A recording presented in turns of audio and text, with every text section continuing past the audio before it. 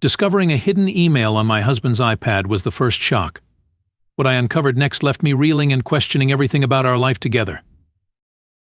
My husband Adam goes on a trip with our son and his brother to visit their mom, right? So I'm just cleaning up the den when an email pops up on his iPad from some apartment complex. It's about shutting down the hot water for repairs, and it's addressed to him by name. We own our house and haven't rented in over 10 years. This was fishy as hell. He's in upstate New York with no service. I tried sending him a picture of the email, but it wouldn't go through. When I finally got a hold of him, the connection was terrible. I explained the email, and he just says, "Must be a mistake." They got the wrong email seriously? If it's a mistake, how do they have his full name spelled perfectly? There were no other emails from this sender, but my husband is super picky about clearing his inbox. There's no unit number in the email, but this complex is only 15 minutes away. I had no reason to mistrust my husband, but this email felt strange. I tried to piece it together while fighting my own emotions. I trusted Adam completely. We had been happily married for 6 years and shared 2 kids, a daughter and a son. Yet my gut feeling was telling me something was off. I replayed our interactions over the past few months in my head, searching for signs I might have missed. Adam had always been attentive, but lately there were small things like how he seemed to prefer spending time with the boys rather than the whole family, or how he often had excuses to be out of the house. The paranoia gnawed at me, but I wasn't ready to face the conclusions my mind was drawing. So I called my bestie and she's all in. She calls emergency maintenance, posing as a delivery driver, and gets the apartment number. We drive over there, knock on the door, and I'm left in tears when it opens because there's a 25-year-old woman standing there asking what we needed. We introduced ourselves as delivery workers with a package for Adam and asked when he would be there. While we were asking questions, 2 small children, about 5 years old, ran up to the door and stared intently at us. We heard at least 3 more women talking from inside the apartment. The woman who opened the door looked frightened and abruptly closed it. We tried knocking again, but the door stayed shut, and she threatened to call the police. I was really upset and started crying as we headed down the stairs. My friend Stacy was just as shocked. When we got outside, we saw the 3 women and the kids looking at us from the window before they quickly closed the curtains. Stacy looked at me with wide eyes, her voice trembling. "Jennifer, what the hell was that? Who are these women? And those kids?" I wiped my tears, trying to steady my voice. "I don't know, Stacy. This is insane. How could Adam do this? We've been married for 6 years. We have kids. What is going on?" "You should call a lawyer," she said. But I didn't want to believe that Adam had done anything wrong. Stacy put a comforting hand on my shoulder. "We need to figure this out. This can't be real. Maybe there's some explanation."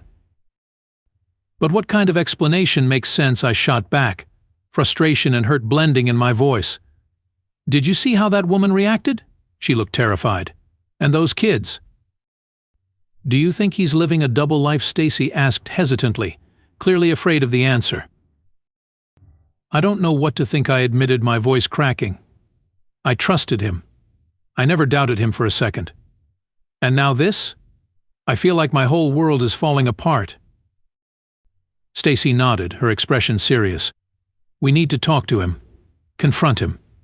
You deserve to know the truth." "But how?" "He's upstate, and I can barely get through to him on the phone," I said, feeling helpless. "Then we go to him," Stacy said firmly. "We'll drive up there. You need answers, Jennifer. We'll get them together." Her determination gave me a small sense of comfort. "Okay, let's go," I agreed, wiping away my tears. I can't just sit here and do nothing. When I arrived, Adam met me with a worried look on his face. "Jennifer, did you go to the apartment?" Adam asked, his voice tinged with worry. "Yes, I did," I replied, my voice trembling with anger and hurt. "I saw everything, Adam. Who are those women? Who are those children?" Adam sighed deeply, running a hand through his hair. "We need to talk, Jennifer. There are things I need to explain." "Explain," I almost shouted. Explain what, Adam? That you have a whole other life I didn't know about? That you have other women and children? How could you do this to me? To our kids? He looked at me with sad eyes. I didn't want you to find out this way. I never wanted to hurt you. Hurt me, I scoffed. Adam, you've shattered my world. 10 years of marriage, 2 kids. And you do this? Why? Just tell me why. I've always dreamed of having a large family, he began, his voice barely above a whisper. I wanted a life with multiple wives, but I knew it wasn't accepted here. I thought I could manage it without anyone getting hurt. I stared at him in disbelief. You thought you could manage it? Do you hear yourself? You have other wives? Children? And you never thought about how this would affect me? Our children. They're not legally my wives, he said, trying to find the right words. But in my heart I consider them as such. I take care of them and I have children with them. I felt like I had been punched in the stomach. So, all this time, you've been living a double life. What did you think would happen if I found out? Or were you just hoping I never would?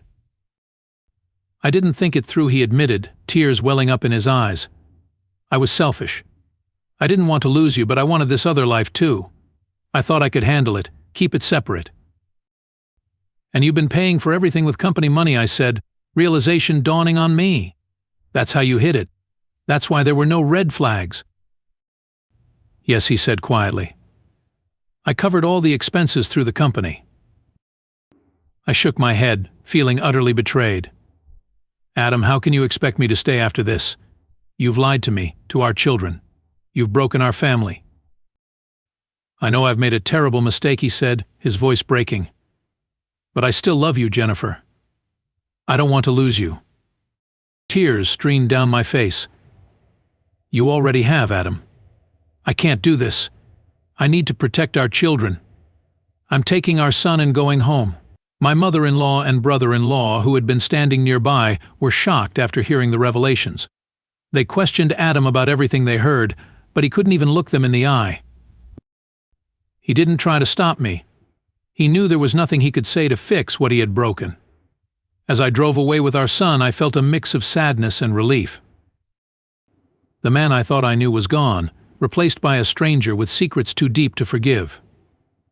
I contacted a lawyer and filed for divorce and full custody of our 2 children.